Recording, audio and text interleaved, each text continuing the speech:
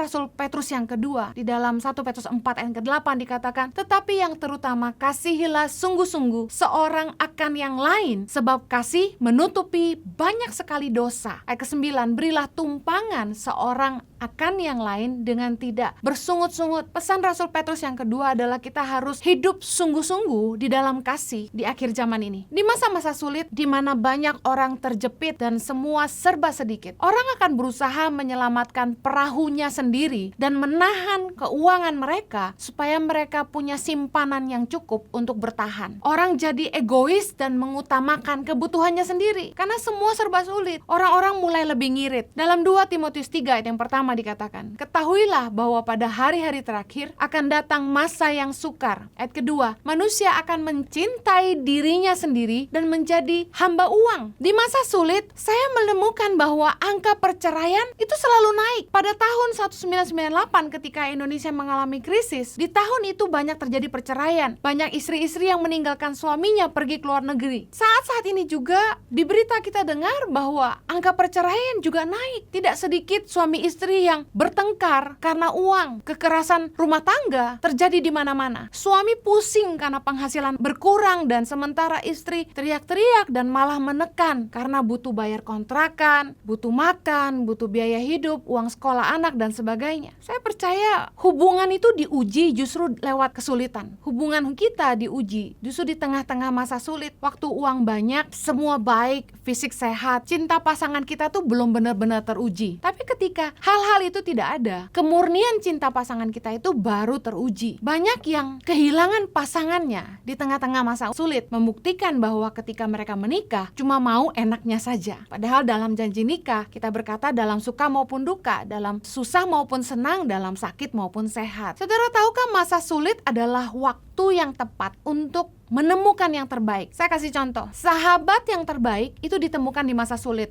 Orang-orang yang masih tetap bersama kita di masa sulit itu sahabat terbaik, yang gak cuma mau dekat sama kita hanya karena ada maunya. Pasangan yang setia itu dibuktikan justru di masa sulit. Suami, istri yang tetap sehati, tetap sepakat, tetap saling menguatkan di masa-masa sulit. Ketika sakit tetap ditemani, tetap diurusin, itu justru yang terbaik. Investasi terbaik juga ditemukan di masa sulit. Sekarang ini kita tahu bahwa beberapa investasi justru kehilangan harga, turun harga. Saat-saat ini dibuktikan apa investasi terbaik. Justru di masa sulit dia tidak kehilangan nilainya. Kemudian bisnis terbaik juga ditemukan di masa sulit. Kita bisa lihat beberapa bisnis tetap bertahan karena dibutuhkan. Bahkan banyak yang kebanjiran order dan tender justru di masa-masa sulit. Staf terbaik, pegawai yang terbaik juga ditemukan di masa sulit. Ketika perusahaan sedang mengalami krisis, akan muncul perbandingan antara staf yang kurang baik dengan yang terbaik. Karena yang akan bertahan kerja, yang tidak akan kena redundancy adalah yang paling dibutuhkan, paling dipercaya, dan yang paling excellent kerjanya. Saya percaya bahwa masa sulit itu menjadi alat penguji untuk nilai dan karakter seseorang. Seperti api itu memurnikan, demikian juga masa-masa sulit itu memurnikan karakter kita dan nilai kita. Mudah menyerah nggak kita? Tetap bersyukur nggak kita? Punya iman nggak kita? Apakah di tengah-tengah masa sulit ini kita menyalahkan keadaan atau kita memperbaiki diri kita, meningkatkan nilai kita? Tetap positif nggak kita? Masa-masa sulit membuktikan semuanya.